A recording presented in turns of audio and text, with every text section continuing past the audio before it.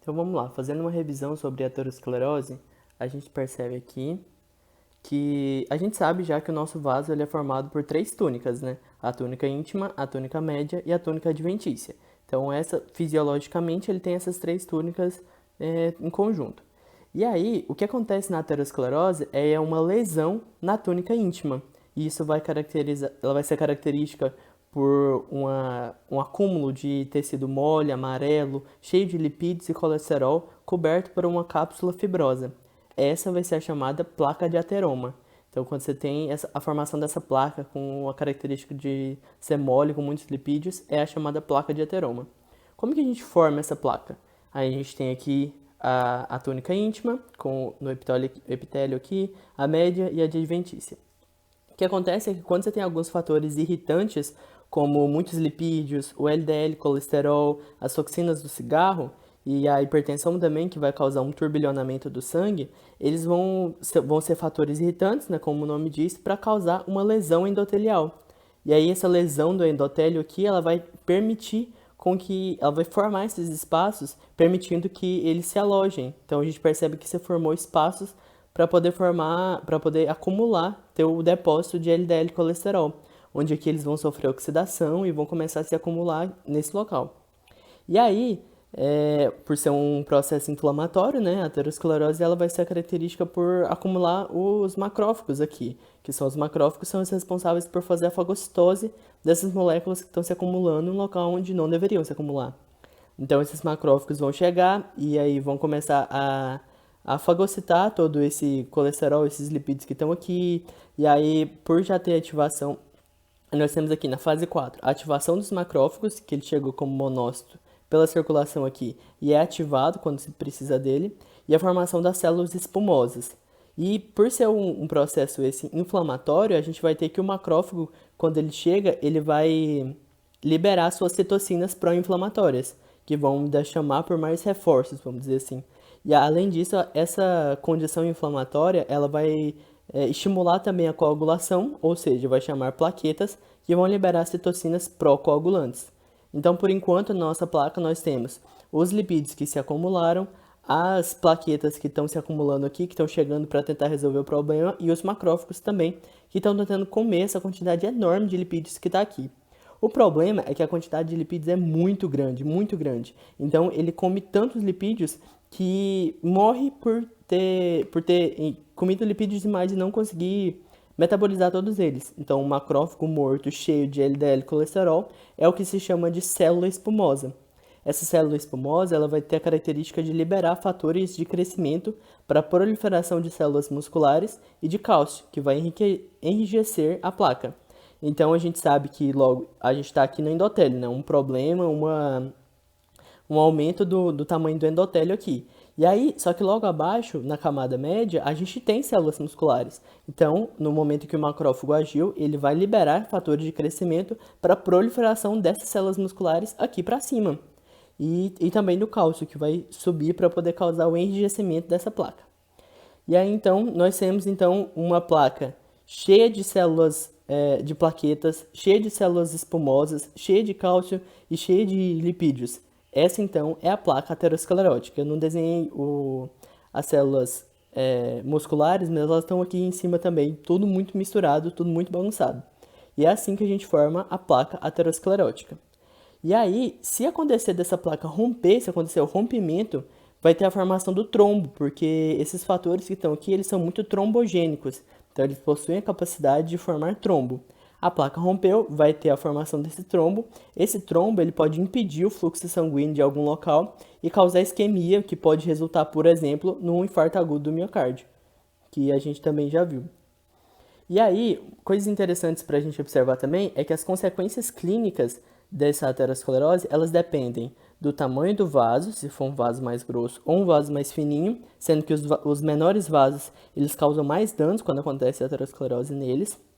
O tamanho e tipo da placa, se for uma placa instável ou uma placa estável. A instável é essa placa mole, que ela arrebenta mais fácil, vamos dizer assim, né? Ou a placa estável, que é uma placa dura. Ou também da obstrução, se é uma obstrução parcial ou total. Dependendo do tipo de obstrução, os problemas vão ser diferentes. E que consequências são essas? Nós temos duas consequências clássicas aqui. Nós temos a estenose, deixa eu tirar, a estenose aterosclerótica, que seria o momento em que se acontece uma estenose crítica, ou seja, estenose significa diminuição do local de passagem, certo? Então, uma estenose crítica vai causar um lúmen muito obstruído. Se você tem um lúmen muito obstruído, a sua perfusão de oxigênio vai ficar bem menor, porque você vai ter menos local de passagem.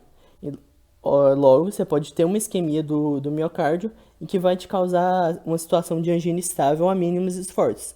A angina significa dor e estável porque você sabe quando que ela vai acontecer. Ela vai acontecer quando você fizer os mínimos esforços.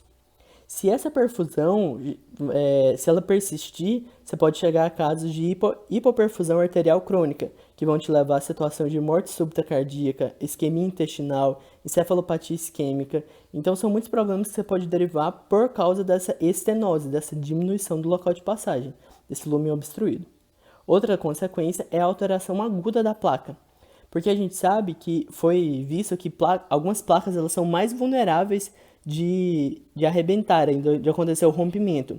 Que placas são essas? São placas com alta quantidade de lipídios, alta quantidade de células esponmosas, alta quantidade de macrófagos, porque os macrófagos eles degradam o colágeno, que vão desestabilizar a matriz extracelular, e baixa quantidade de células musculares lisas, porque aí então a placa vai ficar mais mole, vamos dizer assim, essa vai ser uma placa mais vulnerável para acontecer o rompimento. Quando a placa romper, ela vai ser trombogênica, né? Então pode ocorrer a formação do trombo ou no local do rompimento ou em outro local, e nisso pode desencadear dois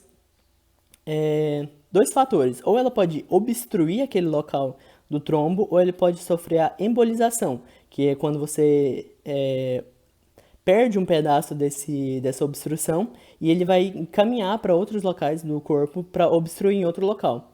De toda forma, essas oclusões elas levam a uma lesão isquêmica que vão causar uma resposta compensatória do coração, em que o coração vai aumentar a sua frequência cardíaca para poder tentar compensar essa lesão isquêmica, né? Com isso, ele vai gastar sua reserva energética, o que pode gerar também um infarto do miocárdio e causar a morte. E aí, a gente tem também alguns fatores de risco aqui para o aparecimento da aterosclerose. Eles podem ser modificáveis, não modificáveis ou fatores adicionais. Os não modificáveis aqui seriam, no caso, a genética familiar mesmo, a idade, o aumento da idade a partir dos 40 anos, por exemplo, ela aumenta muito a chance de aterosclerose, e fatores de sexo mesmo, então ou gênero masculino ou mulheres depois da menopausa, que são mais propensas a terem aterosclerose. Os fatores modificáveis já são aqueles que a gente pode intervir e fazer com que não seja mais um fator de risco, seriam o uso do cigarro, que as toxinas do cigarro aumentam em 2 vezes a chance de morte, uma alta ingesta de LDL e de lipídios, uma dieta muito gordurosa, o diabetes, que vai induzir uma alta quantidade de LDL no seu organismo.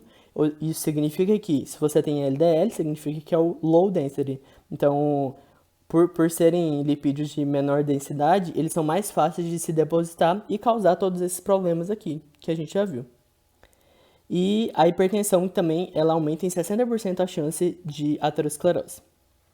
Os fatores adicionais seriam fatores como processos inflamatórios, como a gente viu, é uma doença inflamatória, e outro dele é o PCR, que é a proteína C reativa, que inclusive é um marcador para a inflamação, por isso que ela está relacionada com a inflamação, porque ela vai realizar a ativação do endotélio e que vai gerar proteínas protrombóticas. E aí a formação de trombo a gente já viu que pode gerar muitas complicações. Outros fatores adicionais são as síndromes metabólicas, 2 exemplos aqui.